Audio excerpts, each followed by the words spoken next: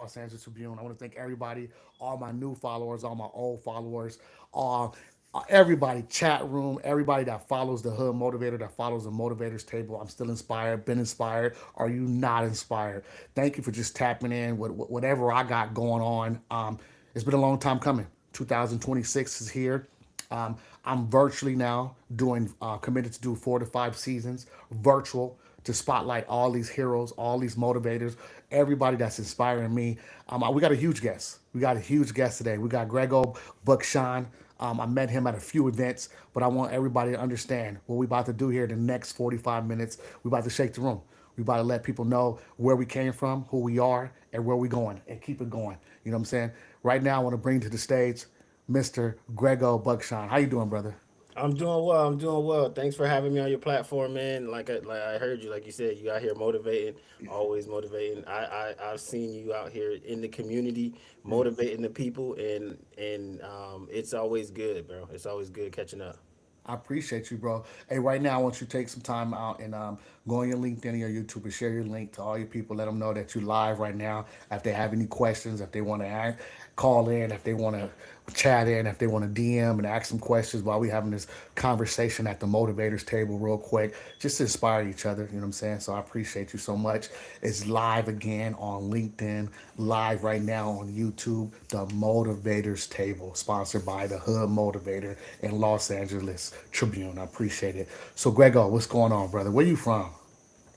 Yeah. So originally, I'm from Miami, Florida, Okay. place called Liberty City. So I don't know if y'all know about Rick Ross. He said there's two Miamis. You Yeah, got yeah, the other side of the bridge, and you got the other side of the bridge. So yeah. yeah. So I'm from Liberty City, Okay, born and raised over there, and then I came out to the Tampa Bay area in like 2008 to okay, go to school. Yeah. okay. How old are you? 38, 39 actually. I just turned 39 like a few days, like a few weeks ago. There you go, man. I just saw too. You had an anniversary. How was that? Yes. Oh man, listen. Let's You talk about already it. know. You Yeah, already man. know. Let's talk Yeah, about it. so yeah, it was our 11th year. So Wow. we've been 11 year. We got two daughters. One is 7.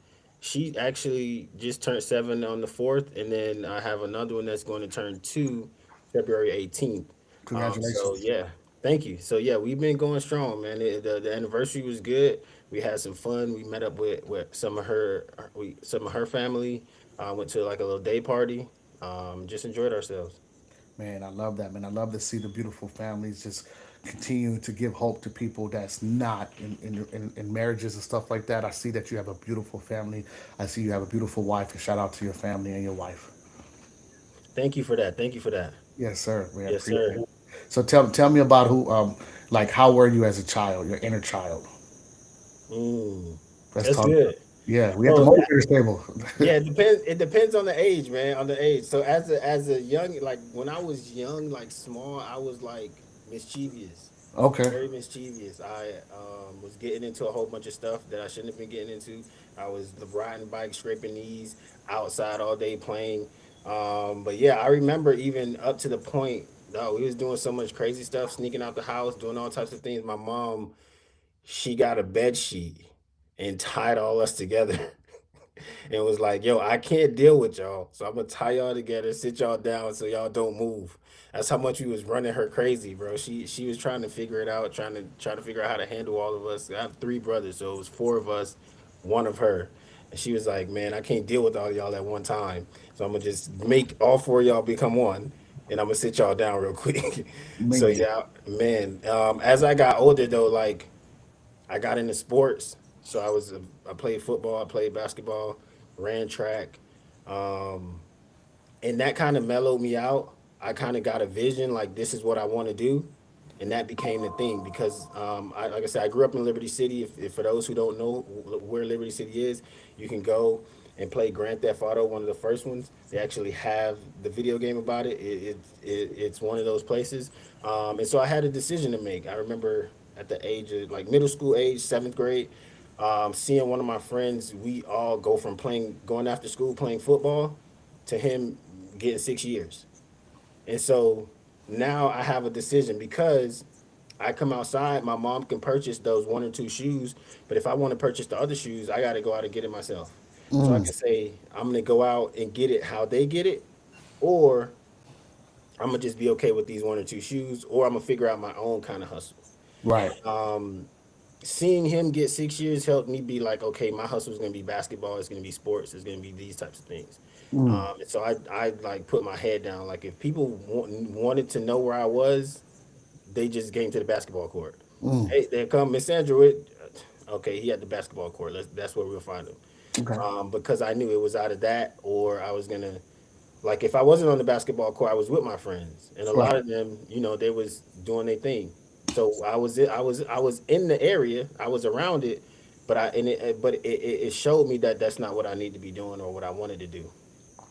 I know Miami was is fast paced, just like growing up in Los Angeles, Long Beach, like I did, and see a lot. We're privy to see so much as kids, and I would take it. I wouldn't take nothing away from it. How I grew up, it sucks where we grew up at and things that we experienced, but it made me the guy, the man that I am today, No, and 100%. to comprehend that. And I know Miami is huge. You know what I'm saying? I'm not from Florida. I'm from California. But when I Yeah, go to Miami, I only see bits and pieces of it because I'm there to do business. I'm not there to venture off and stuff like that. So yeah, can you yeah, walk yeah. me on how Miami is and outside of the business life and the party life and the beach life? How is it? Miami, again, so it depends, man. That Miami is one of the most diverse cities you could be in. It's not quite New York, but you get a lot of different people. So for me, like I went to two different schools, and this is how I set it up. Like, so I went to Miami Northwestern, which is in the heart of Liberty City, a predominantly black school. Right across the street, you have what's called the Park and Beans Projects, one of the most notorious projects in Miami, if not all of the United States. It's one of those places where you do not go if you're not from there or you don't know somebody that lives there. But also, Miami Northwestern is one of the most predominant schools in the, like, people know Miami Northwestern. If you're into football, you're gonna know that school because some of the biggest names in football in the country come out of that school, and have been playing there. So I went from there to another school, literally probably 20 miles down the road, and it's predominantly Hispanic now.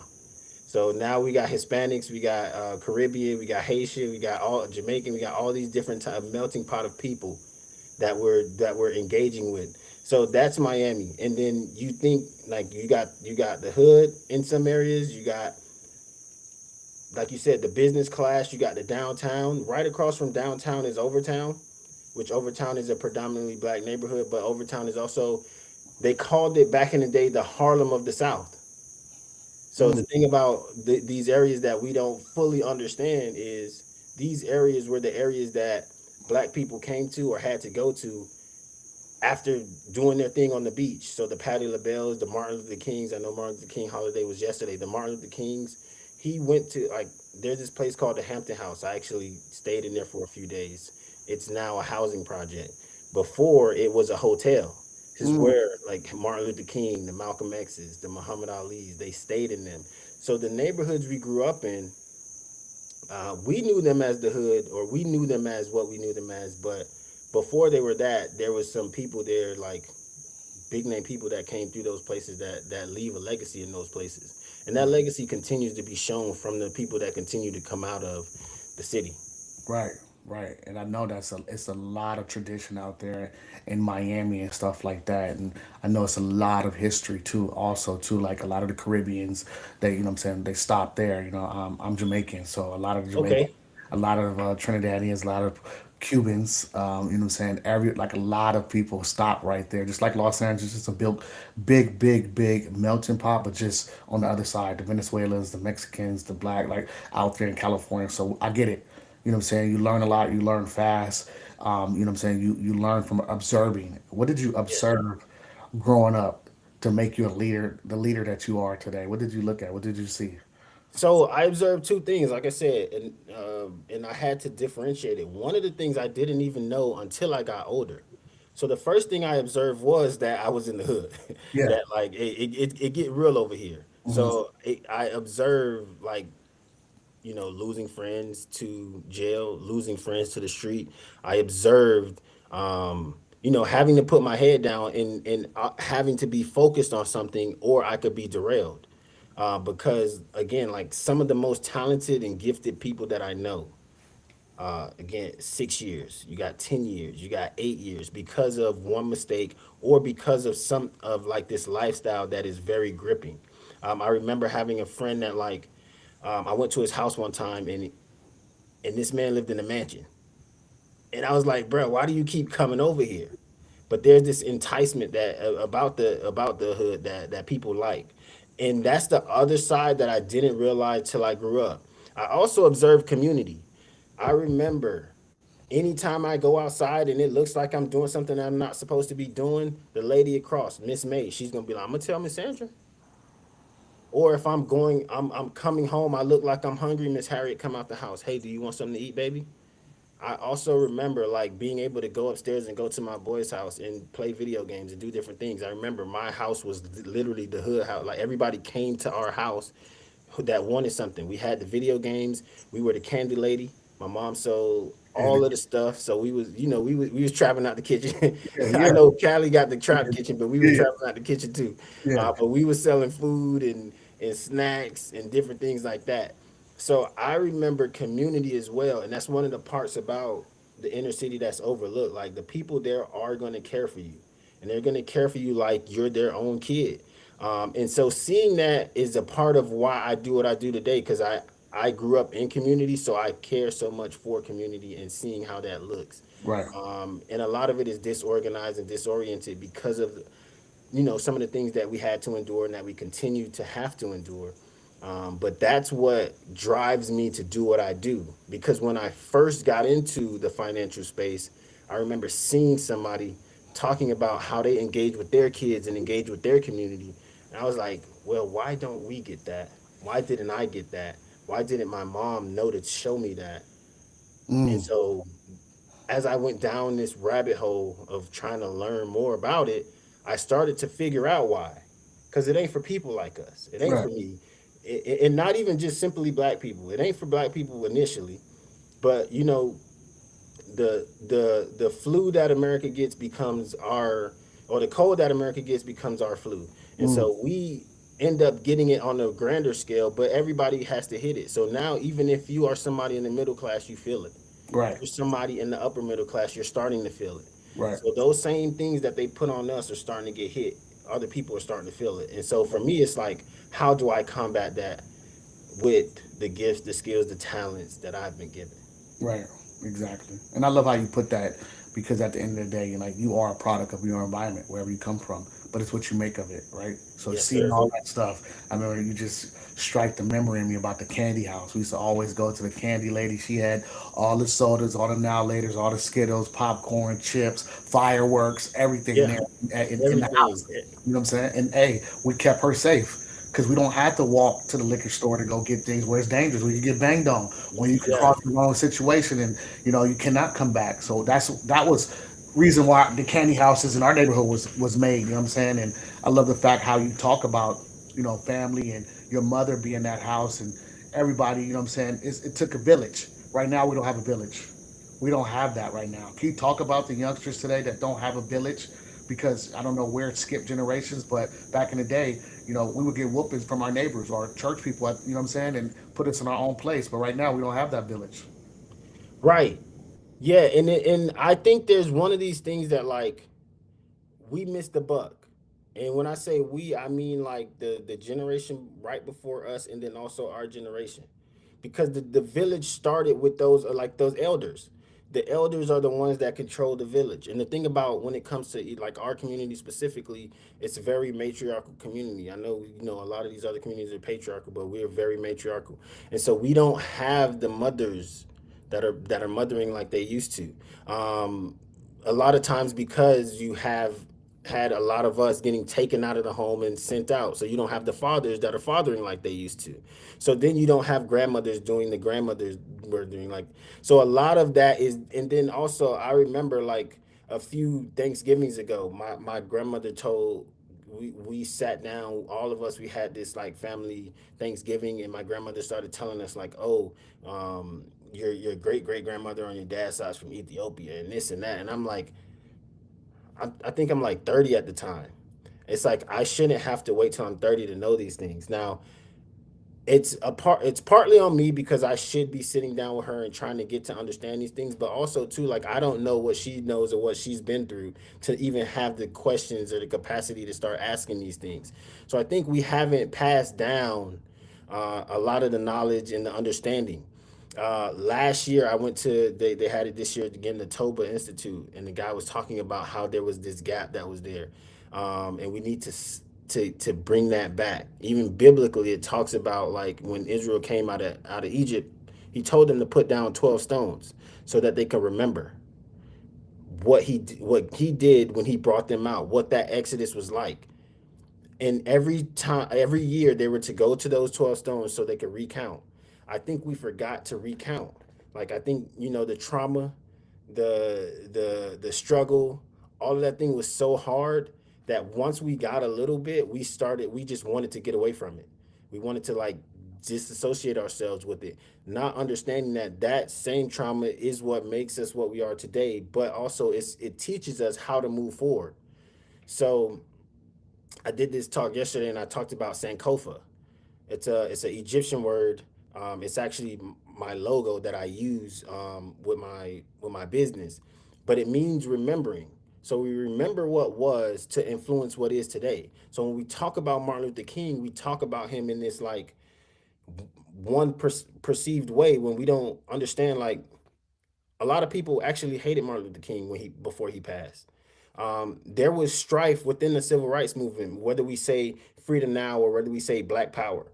There was, like, also saying, like, hey, do we actually continue to be nonviolent because it doesn't seem to be working?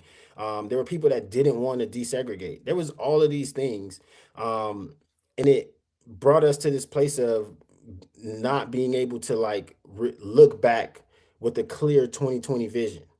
So it's like, how do we continue to make sure that we tell the full story of what was, so that as we come to now, we can know how to move, but then we can also be teaching our kids how to move.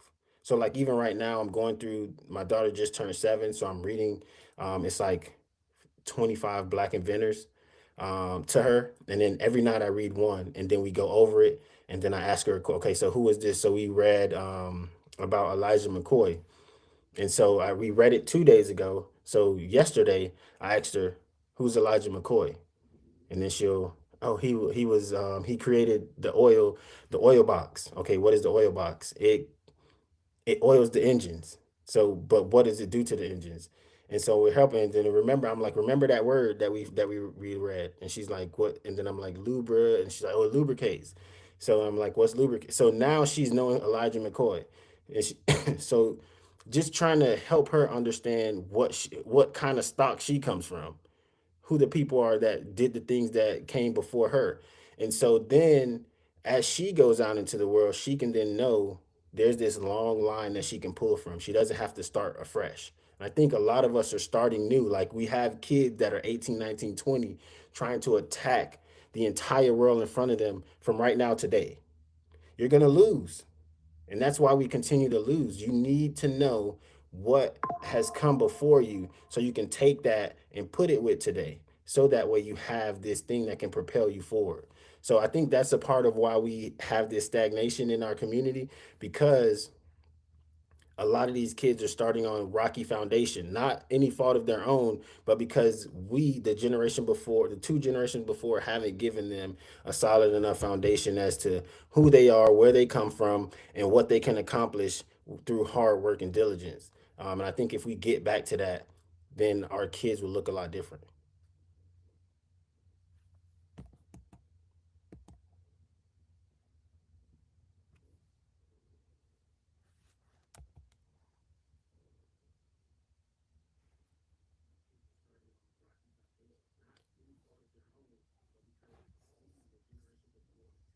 Can you hear me now? Yes, sir. Okay, I said, I'm glad you touched on that, them two things, and I want to hit on them two things too. I want to talk about the 12 stones. I want to talk about understanding where you came from, and I think a lot of people get to where with a point in where in their life where they're forced to not remember or forget where they came from, and that's why I am the hood motivator, Yes, because sir. people, that don't know about the hood, You know, they'll judge me because it's the hood motivator, but the people that come from the hood, I'm not leaving them behind. I never forgot where I came from. That's why I wear the Long Beach hat. It's not because sometimes where I come from, the hat means something else.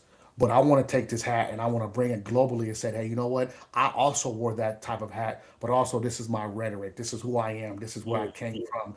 And I will say too, not to take up for our generation. I think it's whack that the YNs are not respecting the older generation. But also, I think I'm an 80s baby. I was born in 81. My mom was on crack cocaine, lived on Skid Row, died of AIDS. So I think that a lot of us from the 80s and the 90s that grew up in that situation, we just wanted to get rid of it. We wanted to get away Yeah. from it. A lot of our family members on crack cocaine, strung out, addicted to drugs, alcoholics, woman beaters, all these things that we saw growing up that we thought was normal. And as we started to get older, we wanted to forget it. And I was one of them kids. I did not want to have no recollection of what I saw growing up. But guess what? When I got to that hardest part of my life, one of them, Mm. God made me remember who I am. And He said, hey, you used to be embarrassed. You used to be embarrassed that your mom died of AIDS. You used to be embarrassed that your mom was on crack cocaine. You used to be embarrassed. Go tell your story now. Go understand who you are. And that's why I get people at the motivators table to tell their story and understand. You know what I'm saying? So let's talk about how you were as a kid in school. Oh, in school, oh my goodness, man. So I tell people all the time, I never knew that I would be doing the stuff that I'm doing because I'm talking right now and doing the speaking thing, and it came out of left field. But yeah, I should have known because I was talking a lot. Like my mom used to come in, they used to call my mom all the time. She used to have to come in and be like, "Hey, man, what is this talking thing? I need you to be quiet." But yeah, outside of that though, I was good, man. I was a really good student. I used to be in like the honors classes. I was very perceptive, even to the point like I remember them telling my mom like they wanted to take me out of the school I was in and move me over to the other side of town and put me in a magnet school, that would be better for like um, my like how I thought about things. She wasn't going for that, so I stayed at the school I was in. But outside of that, yeah, like the normal stuff. I was doing all of the things from like getting into fights, uh, uh, talking too much, talking back to the teachers, having to go to the CSIs. I remember one time I went to CSI and then we had a big dude in there. His name was Mr. Lester, and one of the kids was thought he was that, and he took a swing at Mr. Lester. Mr. Lester caught his hand. And then Mr. Lester put him up on the wall like this and said, "Hey, sir, listen, I'm here for you. I'm gonna tell you, don't you ever do that again. I love you." And he just talking to him kindly. But when you see that, I'm like, yeah, I don't want to be around Mr. Lester no more. I know he loves us, but hey, man, this man is about that life. Yeah, Mr. So Lessons about it, huh? yeah, he was about that life, but in a carrying kind way, because he Right, didn't he didn't do right, anything crazy. He jacked right, him up a little bit, but he told him like, listen, right, that's not something that we should be doing. I'm here to help. right, But yeah, man, school was one of those things where I knew school was just a gateway for me to get to what I wanted to get to. It wasn't something that I actually cared for. I just knew how to do it. I knew how to BS all the way up until college, like literally up until college. The only thing I couldn't BS was math, because math you can't. You have to be real with it. If it's numbers, it's straightforward. yep, But the writing, the sign, all that stuff, you can kind of figure it out and figure out how to finagle your way through. And that's what I did. I did enough to get by. Um, as I went up, and then in college, I had this one professor, the same professor that I talked to when it came to understanding financial literacy. Um, but he had me writing this paper. I write the paper, I turn it in. I'm like, yeah, that's easy. He gave me a C on it. I said, hold on. So I'm going through the notes, and he's like, yeah, you just BSing on this. The structure of this paper, like the content is good, but I can tell you didn't do any research. I can tell that you're making some of this stuff up. I can tell that you're just doing something to get by. right. And so I'm not going to continue in that process. You'll get a C now, but if I get a paper like this from you again, you're gonna get it. You're gonna get an F. You're gonna fail. Yep. And so that was the first time I realized, okay, this person I can't play with. I Right. gotta actually do my work. Um, but that was helpful because, like, besides sports, that was the first time that I got a reality check. Because, again, sports and math were the only two things that, like, I knew I had to put everything that I had into it. Because I was in sports, I wasn't super athletic, super fast. I just had the skills that I had, and those skills had to be honed to their highest abilities Right. for me to be good. Right. And so I had to put everything I had in that. Math, I knew it's so much focus and detail. I have to put all of my focus and attention into it if I want to get it correct or I'm gonna get it wrong. Everything else I could kind of until I got to he was like, nah, we're not doing that. We're not playing Not those doing games. it. Yeah, man. Because he saw what he did see is like your potential, and he saw that you was gonna squander it away if you didn't hone it, right? And a lot of us we never had coaches like that in our life to say, hey, like I see what you're doing, and I'm gonna give you a C. I'm gonna give you a warning, but I need you to turn up because you got something special in you, and that's what I go around and tell people. Um, when I analyze and I look at people and I do it with discernment, you know what I'm saying? I have a lot of that. I got a lot of like I either talk to you or I don't because I don't want to mix my spirit and my energy with you. So I can't help you because I know deep down inside either you don't want the help or you're gonna get my help long enough for you to say that you never got help. So Mm. I don't I see that now in the field. What I'm getting to now is that he activated your gift and understanding who you are. Now, tell us how you activated your gift to become what you're doing right now is in financing and speaking. This is our part where we go around and say, how did that situation in your life activate your gift for you to be who you are right now? Got you. So actually, what activated it was more so like another conversation I had with him that he probably don't even really know because it's like I don't know. You have you heard of Wall Street Trap? Yeah, yeah, definitely. So similar story, not from the prison perspective, but similar story where like so his dad was an investment banker. Okay. Um and so at the time I didn't know that. But what happened was I'm in his house, we in his house um for like he for I think it was a cookout or something like that.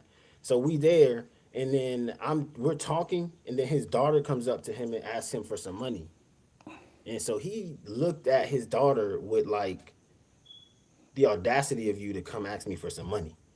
And so I'm like, okay, what's going on here? So then I'm locked in now. And so he then says, didn't I give you an allowance?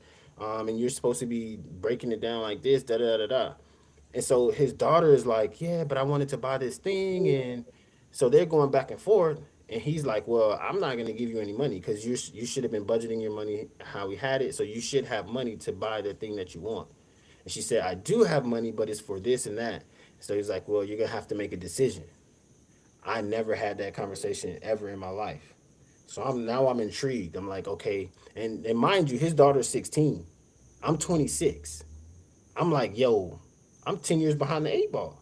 What's going on? So then I start having the conversation with him. And now he's had, hey, we going back and forth. And so I find out, okay, yeah, all of his kids up to like this. So he had like a 6-year-old, he had a baby, a 6-year old, an 8-year old, a 10-year old, a 12. He had a lot of kids. But all of them were budgeting their money different portions, but all of them they had their budget. Whether it's they put a portion towards giving, they put a portion towards saving, investing, and then spending. So they had the whole percentage breakdown and everything. Then he goes into telling me about his dad, and so now I'm locked in because his dad. He talking about his dad is the guy. His dad did da da da da. His dad makes $80,000 a year in retirement. His dad helped build a whole bunch of people capital. His dad. I'm like, okay, let's hear more about your dad.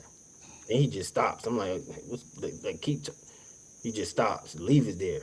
I'm like, bro, what does your dad do? What is all I'm asking? Nothing. I'm like, okay, I gotta go figure this out on my own. So that got me into how do I make $80,000 in retirement? That was the first step. So I'm reading Rich Dad Poor Dad. I'm reading Richest Man in Babylon. I'm reading some of Dave Ramsey stuff. I'm reading all of these different books around finances, financial literacy, and I'm like, okay. Outside of Rich Dad Poor Dad and Richest Man in Babylon, All these other books, I'm like, these books don't talk to me. So I can see why I never understood it, or my mom would have never understood it and never had the capacity to talk to me about it. So I'm like, okay. So then my church has this thing where we bring in they brought in the Dave Ramsey thing, and we going through it, and I'm like, this doesn't pertain to me. It doesn't fit anything about the lifestyle that I have to live in any kind of way. And anybody that I knew growing up wouldn't be able to do this. Right. So it has really good information, but it's not practical to real people. Some people, but not the people that I know. And so from there, I literally told, and I didn't even know how I was going to do it. Literally, I didn't know how I was going to do it. It was just that connection between me understanding financial literacy for the first time, seeing how it was impacting my life, and then saying, having that anger of, if I knew this in college, I would be a millionaire right now. If my mom knew this to be able to teach me and my brothers, we would all be millionaires. If the people in my community knew this, we would have a different community. So that anger drove me to go from, I know this, so now I need to teach this. Well, from I know this to how can other people know this? I started looking at other things, and then the Dave Ramsey thing was, I need to teach it because nobody's teaching it to the people that I would teach it to, or in the way that they would get it. Right. Other people started coming along and doing it, but at that time nobody was doing it, and it was frustrating to me. And so that like anger is what kind of drove me to activate the gift. Because at that time my wife was calling me emo. People were saying I didn't talk. I had no, I was not a talker, bro. So there was none of this. So I went, and even when I started, my goal was to build curriculum, figure out how I can build curriculum to partner with people so they could be the talkers. They can go out and teach. I just wanted to make sure that people had the resources. But from doing that, some of my friends, one of my friends, he worked for this organization, and they had this grant that they were teaching kids basically how to. They had a bunch of different programs that they were teaching kids. One of them was financial literacy. So he was like, "Hey, bro, I know you do financial literacy. Can you come in and speak to the kids?" I don't talk, bro. uh, but this is something that I said I want to do, Right. so I need to do it. So I go in there, I talk to the kids, and actually, like, these are also kids. So these are kids that are, they didn't finish high school for whatever reason. They're getting their GED. They're also getting a license and learning how to do construction. They're also getting a whole bunch of other like life skills, but then financial literacy is one of them. But they also come directly from an area like I came out of. One of Right. the Right. kids actually was coming in there. The first 2 weeks I came in, he was coming in there. The third week he came in there with a boot on. I'm like, hey, bro, what's happened? Oh yeah, man, I got shot in the foot. I was da. So they were in the life more than I was in the life. And so we get in there talking. We talking about financial literacy for 5 weeks. On the last week, we end up having a conversation about real life. So we having a conversation. He ends up telling me like, yeah, I don't think I'm gonna make it to 21. And so it goes from like, yeah, throw all the money stuff out the window. We got to have a sit down and have a man to man, because that kind of, that's where the foundation slips. Right. Right. Because I'm looking up to my brother. My brother's doing this, so now I got to do this. Right. I don't have no foundation. So now we got to figure out how we can build that foundation so we can know that ain't the only route. Right. There's a whole bunch more opportunities that you can do. 21 is not, but there's so much more life after 21. I remember growing up in California and seeing the gangs and gang banging and all that stuff. That's what they programmed at us 16, 18, 21. So I tell people all the time where I'm at right now. I said even before joining the military, I had an age bracket on of life expectancy. And then we went into the military. They tell you back in the day they would tell you your job and how many years you would last or how long you Mhm. would last in combat. So hearing that, it's so true in our neighborhoods because we get programmed to tell like, hey, all this stuff that you got going on, getting shot and all that, I don't think you're gonna make it past this age, and you start to believe it. Yeah. And once you get past it, it's like, but it's real to a point to where you feel it. That on the other side of the spectrum, outside the hood, a lot of us don't have to deal with that type of stress. That's a lot of stress for young people to deal with, knowing that, hey, any given day, my number could be called because I'm not even 21 yet. I'm not 18. I remember my uncles telling, hey, listen, you in this life, 16, you ain't gonna make it. 18, you ain't gonna make it. 21, you're not gonna make it. You know how many fist fights, how many rumbles, bro, that we didn't got into before I went into the military. I was in jail before I got in the military. So to be blessed in front of this podcast to see and sit right here and speak to young brothers like you and say, you know what, I see what you're doing in your community. That's why I wanted to have a sit down with you. That's why I wanted to bring you on the motivators table. That's why I wait so long because I want to make sure that we align. Because at the end of the day, the greatest gift I can give you is opportunity. And Yeah. the platform I have, and I see what you got going on, and I would love to partner with you. And if you give it a speech on financial literacy, I would love to just turn them up, motivate them, inspire them, all that stuff. But at the end of the day, man, that's why you're here. And I want you right quick just to tell us. I know everything wasn't easy. Tell us, the community, the crowd, the table, how you got in front of your ugly. And when I ask people that, that's my speech. Tell us your ugly side. Tell us what happened to ignite that forward movement into you doing what you're doing right now for financial speaking, going to the kids, teaching them about financial literacy. I know there was a pitfall. Can you tell us about that? How you So got it? there were so many pitfalls. I mean, it's Talk about basic. it. How many? How far we? How much time we got? Yeah. But so like literally from the beginning. So one, if we go back. A lot of people don't even know this about me, but like you just said, I actually, and I try not to lead with this because I want to just lead with authenticity and who I am. Because even though like I went to jail as well, but that's not my life. Right. I that happened out of again in proximity to something that I shouldn't have, that I never even thought I would be in proximity to, Right. and because of family. And Right. so that's the first downfall. Like being in a situation where I'm doing stuff that I know that I'm not supposed to be doing, and being sent to jail so that I could be reminded, hey, bro, you wavering from the path. You haven't you I didn't even know that I don't know the path, but you're wavering from whatever it is that you're supposed to be doing. So this is that wake up call.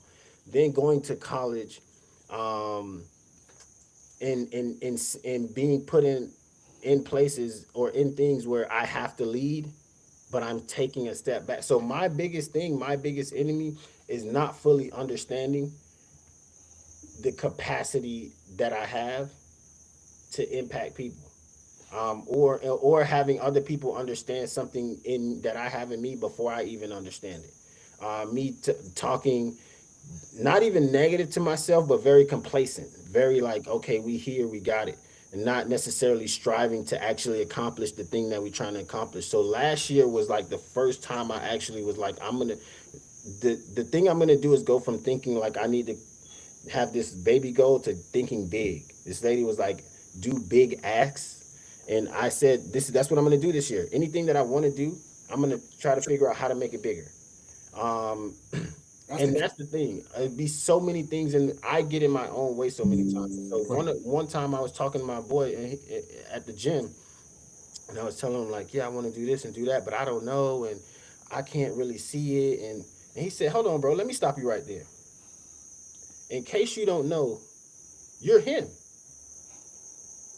And I hold on, man. Like how like he saw it and I'm like I don't see it. He like in case you don't know you're him. And I needed that and I told him I needed that because that was it wasn't even me, it was him. He helped me to get out of my own way and Right. see like take a step back and look at the things that I've done.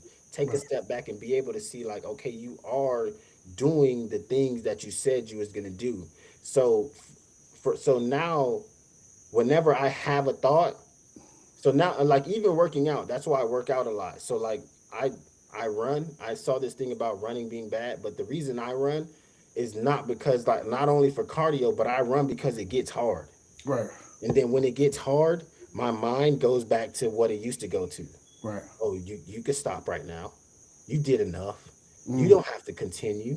Right. You don't have to do. And then I have to tell myself, no, I'm going to do what I said I'm going to do. So I said I'm going to come out here and run a mile. I'm going to run a mile. I said I'm Right. going to run 2 miles. I'm going to run 2 miles. I said I'm going to do 8 box jumps, 7 lunges, and 20 burpees. I'm going to do that. And there's this quote where Kobe talks about like I don't negotiate with myself, Nope. and Nope. that's what I was doing. I was continually negotiating with myself. Right. Yeah, okay. I'm gonna come out here. I'm gonna run 5 miles. Well, Right. you ran two, so that's enough. Right. You did good. You Right. did more than you did yesterday. Right. And so now I'm like, oh, I did good. Yeah. I was negotiating with. So now I know there's no negotiation. I said I'm going to do five. I'm going to do five. If it takes me all day, Right. I'm going to do five. And I so know. now that's where I'm at. And so I know. now it's like whatever I say I'm going to do, I'm going to do it. Because the thing that happens is we say we're going to do something. So I say I'm going to run 5 miles. I only run two. And it feels good that I ran two. But now I build the sense of I can't trust myself. Right. I say I'm going to pick my daughter up at this time. I don't do it. I can't trust myself. I Right. say, and so we build so much distrust in ourselves when we actually try to do something big, we don't believe we can accomplish it. But sometimes our expectations too, like me, I can remember back 20 years in the military, um, just writing out goals and being intentional about them. And even putting goals that the average eye be like, you know what, I don't think you can ever do that. And I would Hmm. hold my else people that know me, I would hold myself to a standard. I was calling myself through Dr. McIntyre way before I even had a master's degree because it was not just a rapper's name or something I wanted to discover. I wanted to ignite something in me that I can challenge myself to go get. And we use this phrase so wrong. Fake it till you make it. I think you also have to cap on yourself a little bit to get to where you have to. And that's just me. I'm Peter Pan. Like him and the Lost Boys, they believe they could do anything, and they believe they had full course meals and they didn't have it. That's me. I'm gonna tell myself every day, I'm him. You know what I'm Right. saying? Yes, I sir. know in December I graduated with my doctorate. Hey, You know what I'm saying? When I congrats. when I Yes, when when, sir. when I went bankrupt, I didn't have a master's. I didn't know business. I didn't know finances. So I went back and got my master's. I'm not trying to tell everybody to get a master's degree, but if I'm talking to my culture, we have 400 years and we didn't know how to read or write. So why not obtain education? You know what I'm saying? So at the end of the day, like I try to make myself better and I set the bar high and I set the bar high. I think a lot of us, we disappoint ourselves because, like you says, we not a man of our word. Like if I Yeah. tell myself, I affirm in the morning, I pray, I manifest that I'm gonna get it done, I'm gonna get it done. Gotta go get I it told done. myself I was gonna get this podcast done with you. We gonna get it done. Gotta Like get I'm it already done. talking to it. The universe is already listening to you. So what I got to tell you and transition you to, since now you at the motivators table, I see everything you got going on. I may not say anything, but I observe and I applaud you because I see you getting out there and I see you doing hours. And I tell people all the time, I said, I came in the speaking game and I was a baby. 22, I was 2022 after bankrupt. Nobody paid me no mind. Nobody. But I didn't believe in myself until I started to activate my own gift and speak life into myself. And Right. that's two things I want to hit. We can't go out here and speak life and tell these kids about things that we know, and we look like crap, right? We feel like crap. Our spirits like crap. Our energy's like crap. The kids pick it up. You know what I'm saying? They see it and they make memes about it.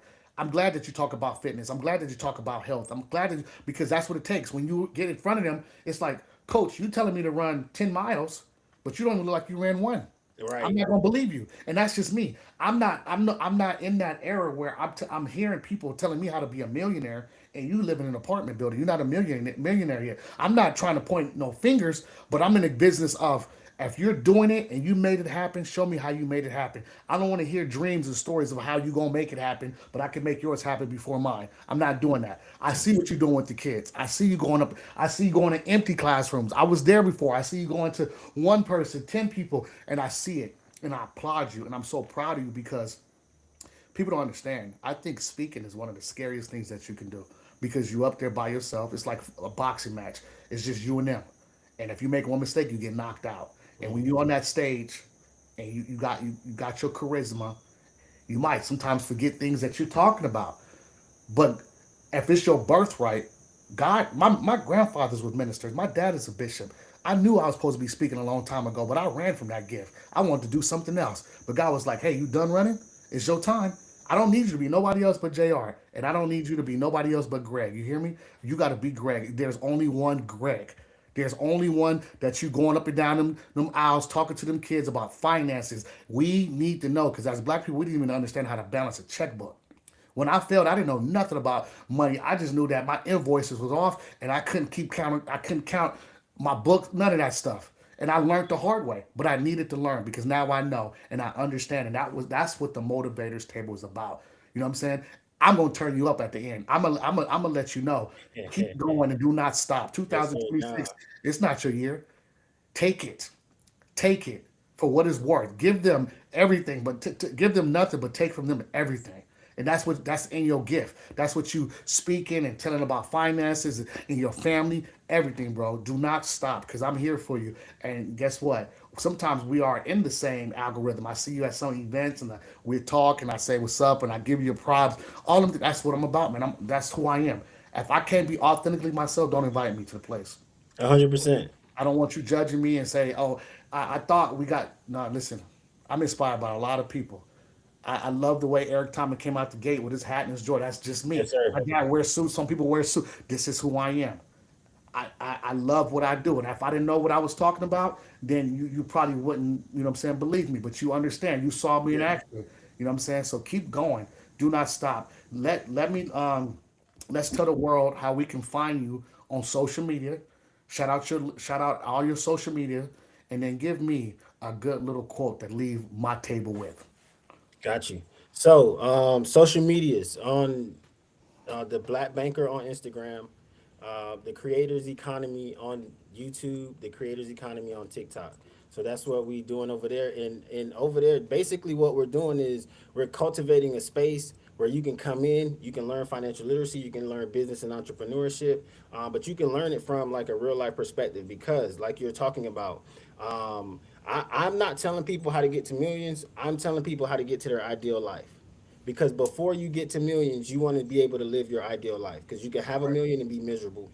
Right. You can have all your spirituality and be miserable. You can have the family and be miserable. So how do Mhm. we put all of those things together? The moments, the material things, the accomplishments we want to accomplish, the impact we want to impact, and then the beliefs that we believe in. How do we put those things together and live our ideal life? But we're doing that for the people that call themselves creatives. And this is the thing: if you have a brain, you're creative. So we doing that for everybody. So you come into the creators economy and you can learn how to manage your money as a tool to build your ideal life. And the thing that I would say is, so this is something that I say. One, that's the one. So we gonna escape the maze and get into the maze.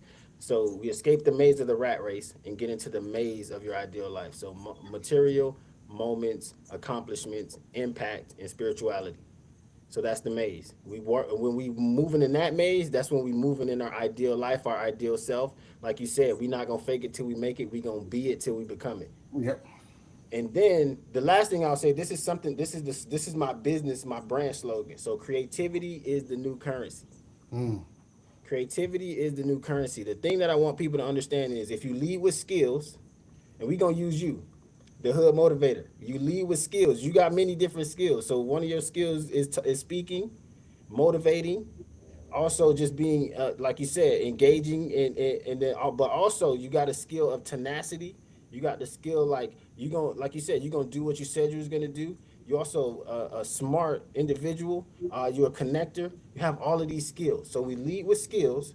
We figure out how to hone those skills. So it took you to go to the military. It took you to go through that loss when you were talking about in business. It took you all of those things over that period of time to figure out because you've been had these skills. You just had to hone them. To Right. hone those skills, figure out how to put them together. Now that Right. we put them together, we create. The other thing you have is you're creative. Yep. You see it. You got all these different platforms. You're doing your thing.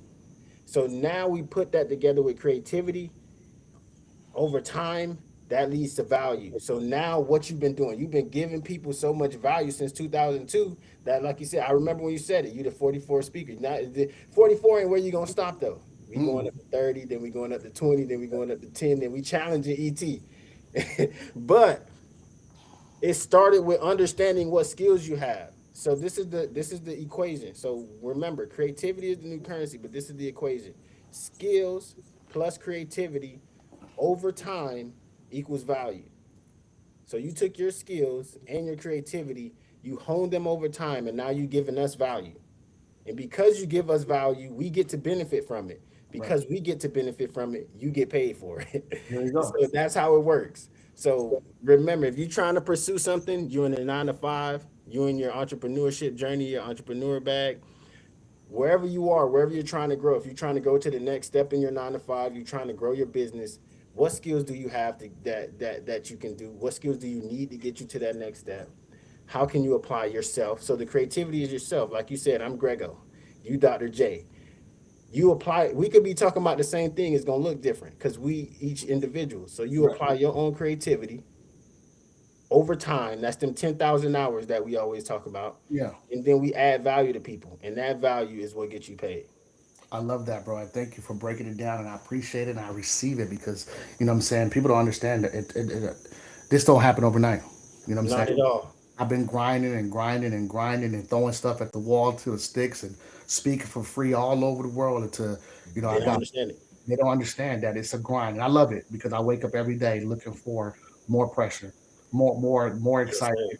And content is my life. I don't go out and say today is the day we're gonna take the camera and create. We're gonna create it right here. This is what we do. That's why I said, you know what? Season 3, season 4, season 5, and 6 is virtual, and I'm gonna touch as many people I can to help them sit down at this table and figure this thing out. I appreciate you, brother, for tapping in, and I tell people all the time. This is what I end with. I end with my analogy on the cow or the bull. You know what I'm saying? A lot of people don't understand that um, a cow and a bull can sense when a storm is coming, and that's a lot of our personality. Which one you going to be, the cow or the bull?